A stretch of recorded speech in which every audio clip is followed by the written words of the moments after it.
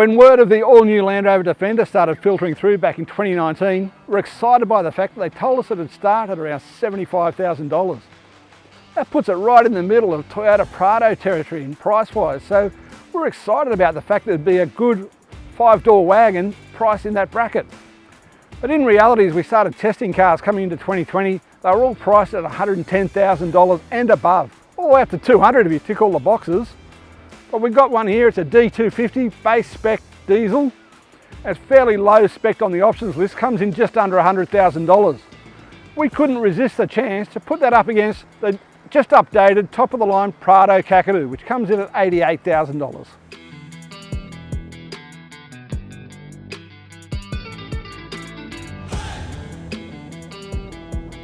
You might think that comparing a top of the range Prado Kakadu with a bottom of the range Defender is a bit of an unfair fight, and you'd be right there. You get inside this Kakadu and you can see this is the luxury model. Leather steering wheel, power adjustment on the column, leather seats with power adjustment and heating and cooling on the seats. Big screen here with all the functions you want, multi-terrain selection, cruise control, all those features here. A proper fridge here in the console to keep your drinks cool, which is always handy. And of course you can get all this stuff with the Land Rover as well, but you're going to be paying a lot more for it.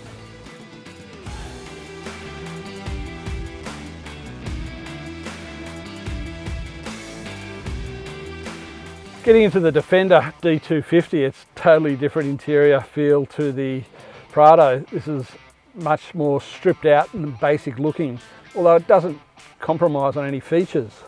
We'll just switch it on and get everything fired up. And you can see here that this area, a lot less buttons, a lot less cluttered.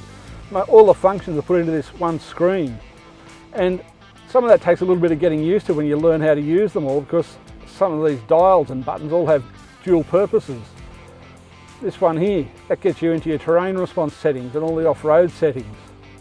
These temperature control buttons, you hit them that way and they work for your seat heaters and seat cooling, or they also work for your air conditioning temperature control. So it works both ways.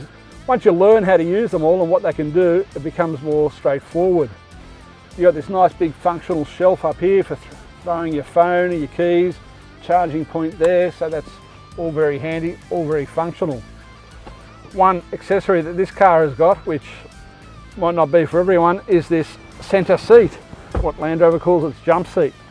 Now that's an $1,800 optional extra, not for everybody, but could be functional if you need a car for 6 people. If you've got this centre seat here in the middle, you'll notice the headrest sits right in the middle up there really high. It totally blocks the view out of your rear view mirror. Another option which you'd probably want with that is what they call the clear sight mirror, which when you flip it up like that, it gives you an image from the camera on top of the vehicle of what's behind you.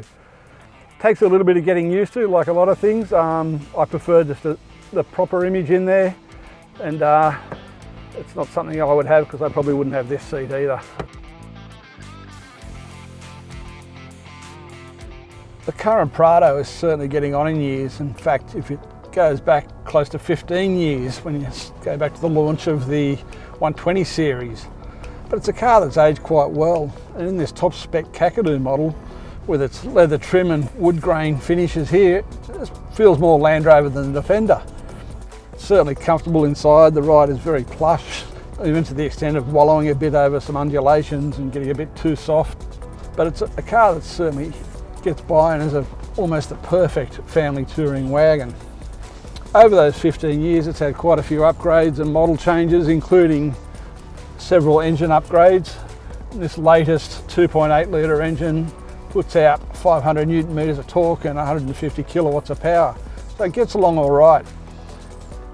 Being a 4-cylinder diesel, it's not the most refined engine, but Toyota does pretty well in covering that up with sound deadening and other things to make the cabin ride inside quite nice. Certainly not as refined though as Land Rover's 6-cylinder engine. Power wise, it gets along okay. Put your foot down, you certainly hear it going along, that 4-cylinder rattle, but it pulls quite well. The Prado has a 3,000 kilogram towing capacity, and it'll really be using all of those 500 Newton meters to pull something that heavy. Toyota Prado Kakadu sells for $87,807. This car has got premium dark blue paint on it, which adds $675, while the flat tailgate option is a no-cost extra. That flat tailgate does away with the spare wheel, which is normally mounted on the back. Makes the tailgate lighter and easier to open and close for people that might struggle with that.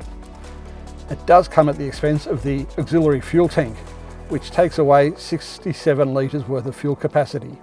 You're left with just the 87 litres that come standard. But for touring vehicles, we love that extra capacity. We'd have the spare wheel on the back. The 2021 update to the Toyota Prado Kakadu gave it 19-inch wheels as opposed to the 18s. Now this car we're testing here is pre-update, so it's got the 18s on it. But since these new ones have come out, we've had a couple of people contact the magazine saying they ordered their cars with 18s and they turned up with 19s, were disappointed to find that they can't get any off-road tyres for them. 19-inch wheels are not a size that's well supported by the tyre industry.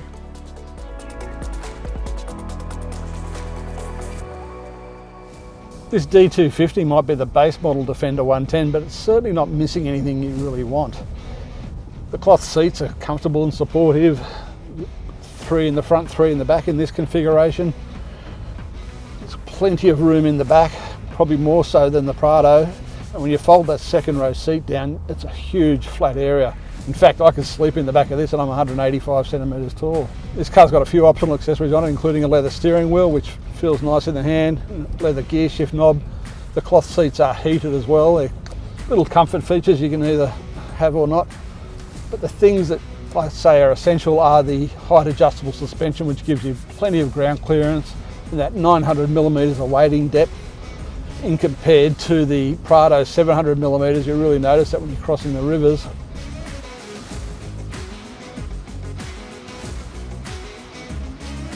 Land Rover's Ingenium 6-cylinder 3-litre diesel engine is really smooth and quiet, much more refined than Toyota's 4-cylinder engine. There's only a small capacity difference, but this makes 570 newton metres of torque compared to the 500 in the Prado, and you really feel it. This thing gets up and goes when you put your foot down, shifts seamlessly through its 8-speed automatic transmission. With that extra ground clearance, more torque and independent suspension, which works well climbing hills and through moguls, this vehicle is really more off-road suitable than the Prado. I didn't think I'd be saying that about a Toyota compared to a Land Rover, but it certainly feels that way when you're going up and down the hills and the way it just drives along the tracks. It just feels much more capable and solid.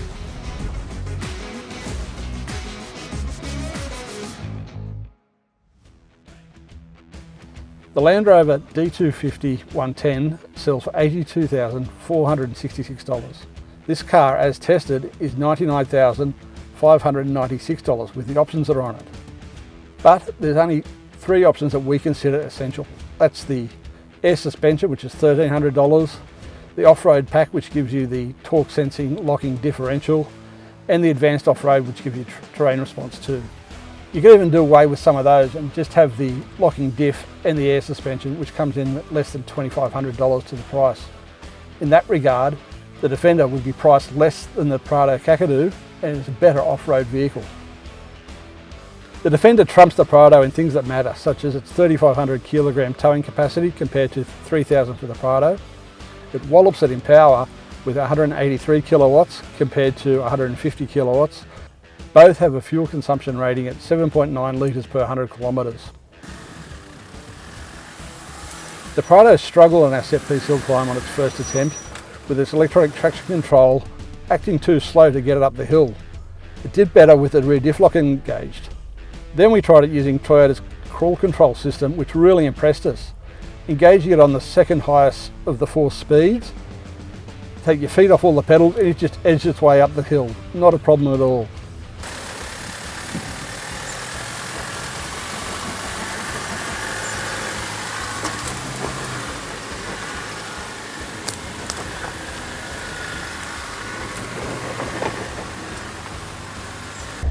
It's a little bit noisy in the way it works, but it did it smoothly and easily and also controlled the speed really well coming back down the hill.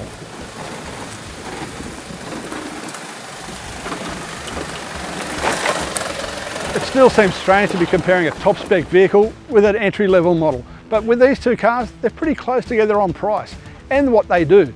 They're both four-door family wagons that can go anywhere you want to go in the country. Perfect touring vehicles. But what's really come to mind from driving them both back to back is that now you can get a Defender that's set up for off-road touring for less than $100,000. That's fantastic value for me. I think it's a really capable vehicle for that money. You really have to weigh up what's more important to you though. Do you want the luxury feeling of the Prado's heated, cooled leather seats, its power steering adjustment, power third row seating? Do you want those things, or do you want height adjustable suspension and terrain response modes and all the things that the Land Rover has to offer? For me personally, I like the quirkiness of the Land Rover. I love its ability, I love the feel of it. The Prado, it's getting long in the tooth now, getting a bit old, so that's the car for me.